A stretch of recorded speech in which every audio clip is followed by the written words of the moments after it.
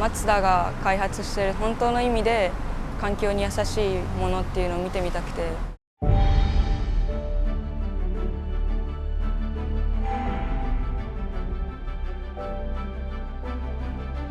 かっこいい。やばい。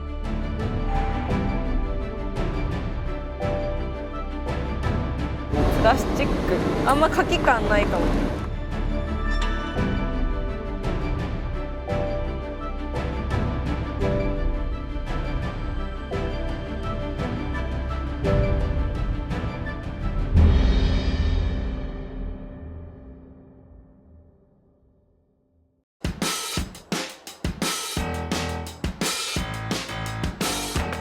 2024年2月、世界のサステナビリティをリードする企業が集い、先進的な取り組みを発信するサステナブルブランド国際会議。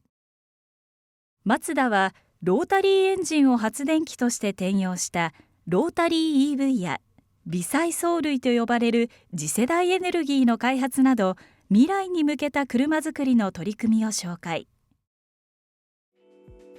そこで出会ったのが地元広島県の高校に通う4人の学生たちでした。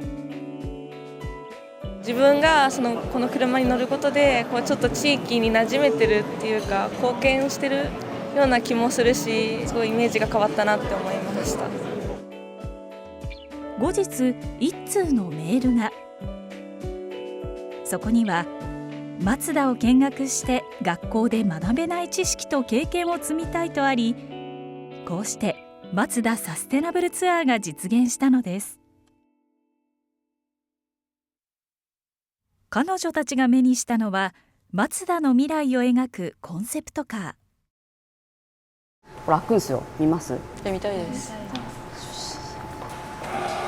やば。こんな感じで。そして、ね。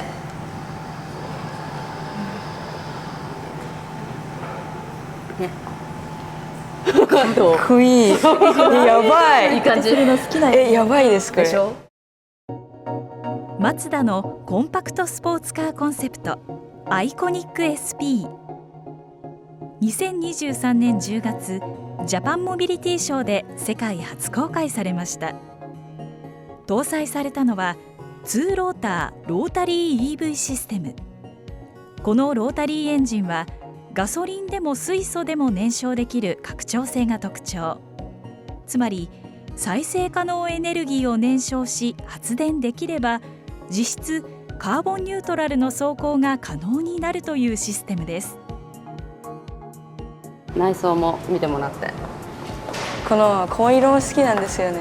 いいでしょ？めっちゃかっこいい。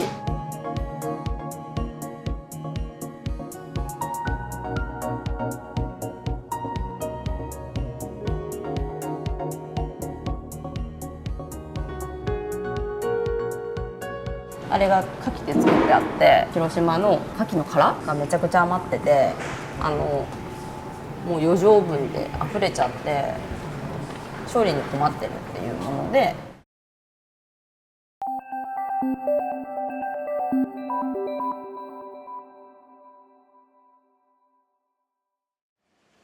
養殖牡蠣の生産日本一の広島県。養殖する中で出た牡蠣の殻は廃棄物として処分が必要となり、廃棄方法が地域の課題となっています。その解決のため、地元3社がタッグを組みました。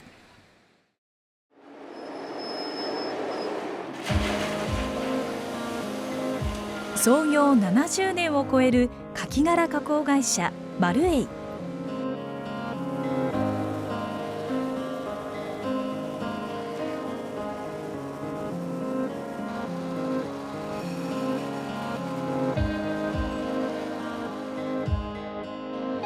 これがそうですね、牡蠣の殻で、元はこういう風な牡蠣の殻が出てきたもの、これを粉砕をして使われてます。これが溜まっていきますと、牡蠣そのものが稼働に影響が出てしまうということで、非常に地場産業にとってダメージが大きいことなんですね。これをなんとかですね、新しいものに変えて、使っていくっていうのが大きな課題にはなっています。そこで新たなデザインとして開発されたのがアイコニック SP のパーツです。今ハンドルの上の部分一つのパーツにしかカキのものって取り入れられてないじゃないですか、それってそのマツダの他のパーツに取り入れるとしたらどこら辺に取り入れますか？なんか今回は白の色がすごく綺麗だから象徴的に使いたくて藍染めの中に一点白を置いてるんだけど機能的には全然もっと広げていきたいな。カキ殻を車のパーツへと仕上げるためにはもう一つの企業の協力が欠かせません。それが総合プラスチックメーカー大京西川。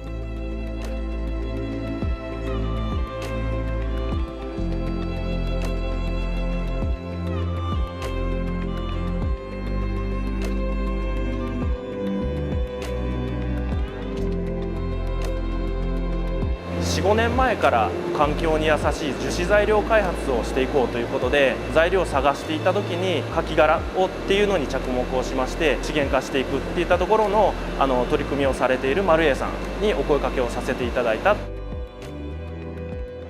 大量に余ったカキ殻をマルエイが粉砕、その粉末を加えた自動車部品を大京西川が製造しマツダが車に取り入れる。地域が抱える課題を解決するため3社の思いが一つになりアイコニック SP のパーツが完成しました。は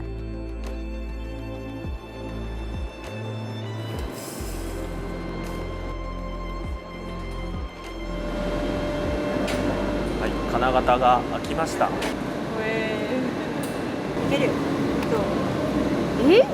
なんか若干あったかい。私もそれだ。プラスチックあんまカキ感ないかも。絶対折れんわ。結構しっかりしてる。ここで作られた樹脂っていうのは外装にも使えるんですか？内装にも使えますし外装にも使える可能性があると思ってます。今回みたいな新しい材料を作ると規格に適合するかどうかっていったところの開発から始まるのでまずはその規格に対して満足できるような材料の配合だったりブレンドっていうのを考えながら研究開発をしています。これからの夢としては広島っていうブランドをどんどん世界に発信していけるようなものづくりにつなげていけたらなと思ってます。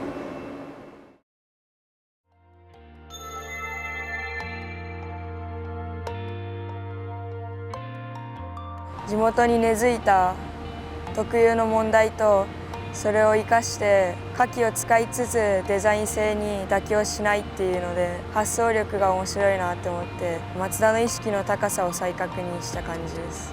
カキの殻がまた違う物質になってそこからやっと車の部品ができるっていうところですごい多くの労力がかかるんだけどすごい地球のためになるんだなと思ったら素敵だなと思いました。廃棄物だったカキ殻がアイコニック SP のパーツに生まれ変わる。それは車作りを通して地域の課題を解決したいマツダの思いのシンボルです。